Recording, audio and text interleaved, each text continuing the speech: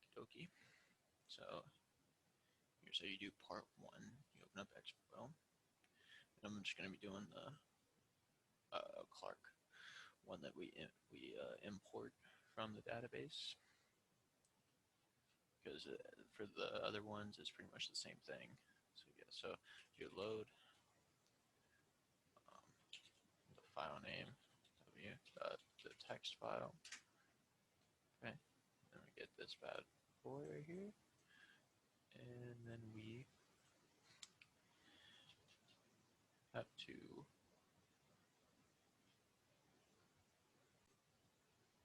increase the number of panel nodes. So to do this, you do main and then var,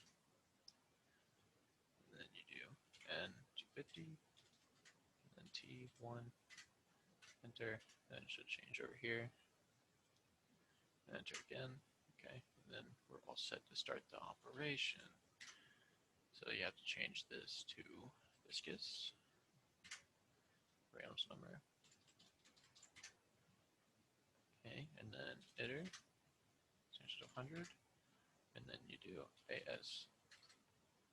You usually do PACC to do the save, to like save it, and then you have to name the file and stuff, but I already have the file, so I'm not going to do that. ASEQ, -5, 15 to 1, so the lowest angle, highest angle, and iteration of 1, increment, I mean, of 1. So then you press enter, and it starts forming over here. And to change, to see the whole graph, you can change this. You just do cpmin, and then you press enter, and you'll set it to like -8. But yeah, so you get this right here, and then it should save all the data to a text file like this right here. And you take this data and put it into an Excel spreadsheet. And with this one too, it's for the NACA 0015, and then the NACA 2415. Okay, and then my Excel spreadsheet right here. So I combine each one into one spreadsheet, so I can make only have to do 3 graphs. So this first one is for the NACA 0015, this one's for the Clark, and this one's for the NACA 2415.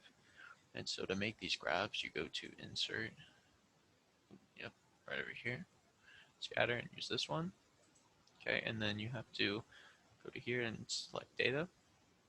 And I've already done it. You just go to add, and then right here, let me edit one here. So the NACA 005, and then you select the values right here. I selected these ones so you can see the slope a lot easier and it's more accurate. And then you select your CL, your ellipse coefficient, and you do that for every single one. Press OK, and OK, and then you'll get this graph. And then to get the trend line to show up, you add trend line, and then it'll come up a box over here, and you just clicked show equation. And then the slopes, this one is for the blue one, this is one for the gray one, and this one's for the orange one. And then you do pretty much the same thing for the CD alpha. You do the same, select data, insert right here for the NACA one. The alpha's the X, alpha's the X. This is the Y, and you can use all of them because you're not trying to get an accurate slope. You're just trying to get the full plot. And you do the same. And for CL over CD, they didn't give you these values, so you have to write a formula, which is basically just going to be you put equal this divided by this, and then it give you this. You drag down and give you all these values, and then you can plot these into the CL over CD versus alpha. And then to find the min and maxes, like the minimum drag coefficient, it's a lot easier. You could either go through this and try and find which one, or you can do a equals min, and then select this whole plot, and then it'll find the least or the smallest value between this, and then you just have to go in and find the alpha associated with it. Same thing for this, the max for here, max, you do equals max, parentheses, select all this plot, and then it'll bring up the max, and then you find the alpha for it. So yeah, that's for part one. And I forgot to mention, during the first part, you have to go to get the database, and then it will come into a list where you have to reorder it from one, from this one, all the way to the negatives right here, or else it won't work and it won't converge. So this is the way you have to do it. You have to rearrange the actual database in this order.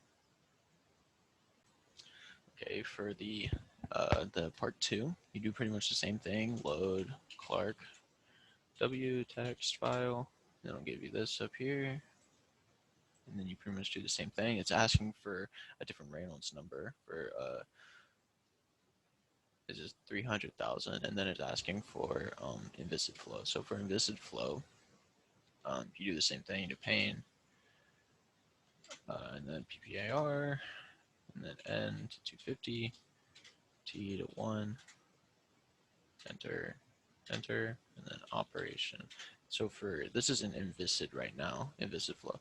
So if you want to keep going, you don't have to insert a Reynolds number. You can just do iter 100, and then do ASEQ -5, 15, and then 1. And then that's how you find for the iter. I mean, for the inviscid flow, you don't have to type in a Reynolds number or anything. It'll give you this great graph. And then you do the same thing with the PACC to save it to a file. And yeah, but then, okay, for the Reynolds number, for the laminar Reynolds number, you just have to, when you go to Reynolds number, you just put in the new one. So I already did the panel, and then change that density, yeah, the density to 1. So now you go to operations, you change this to viscous. And then for this Reynolds number, it's going to be 3, 1, 2, 3, 4, 5 there, and then 100, and then ASEQ. Oop, wrong one. -5, 15, 1.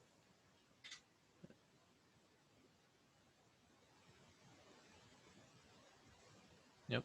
And then you do the same thing, you save it, and then you type this in before you do that usually. So what I made sure it worked, and then I'm just gonna do that, and then do the same thing over again, and it should save it to the text file, which right here.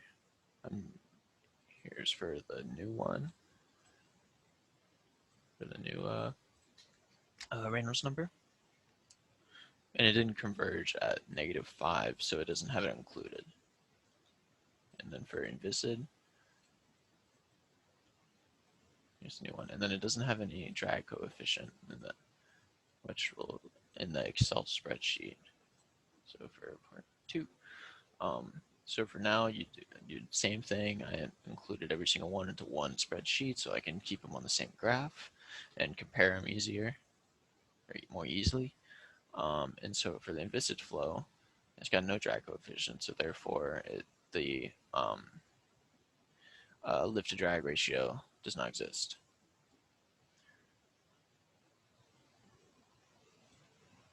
But yeah, so this is the graph for CL for alpha. You do the same thing there to there, and then same thing pretty much for it all as last time, except for just there's going to be no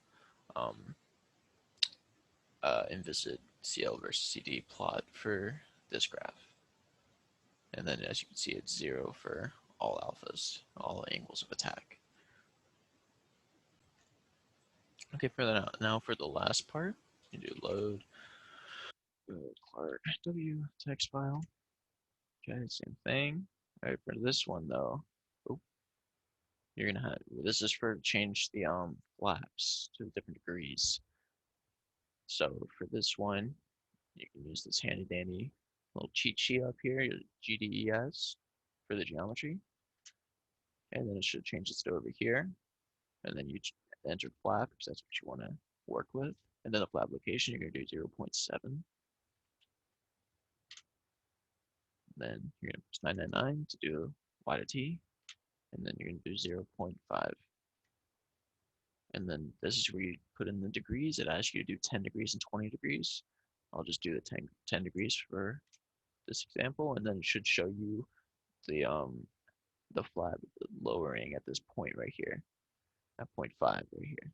So then you press execute also to make sure it does it, and then you press enter again to get out of this, and then you do the same thing to make sure it's got the right panel nodes. So N250 T. Oh, sorry, PPAR. Do that first. Yeah, and it should bring you back and should show you the degree right here. Should show you the degree that the flap is lowered at.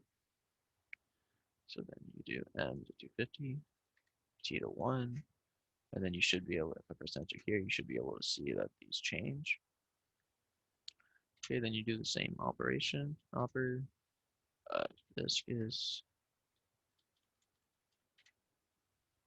and then you do iter to 100, and then ASEQ of to -5, 15, and 1.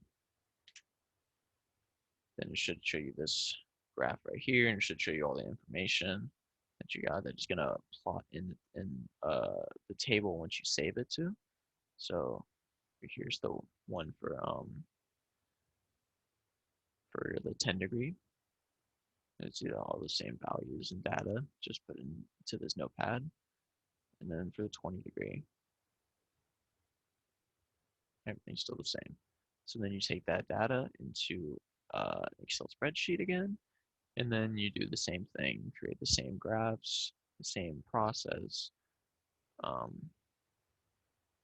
And yeah, then you calculate the maxes and mins for them. And yeah, that's pretty much it. And as you can see, for here, the CL to CD, um, the lift to drag ratio, it's optimal for 10 degrees. And as you keep going higher degrees, it starts to get lower, like you see in this 20-degree one. So it's optimum in the 10 degree in the study set that we did. I'm sure there's better um, degrees to use, but yeah, this is the optimal in this study we've done. Same thing for over here. As you increase the Reynolds number, the lift to drag ratio starts to increase. So yep, that's all for this project. I did all the 3 parts, and after a while, they start to get the process starts to get the same. You can learn how different flows behave and with different characteristics through this xfoil program.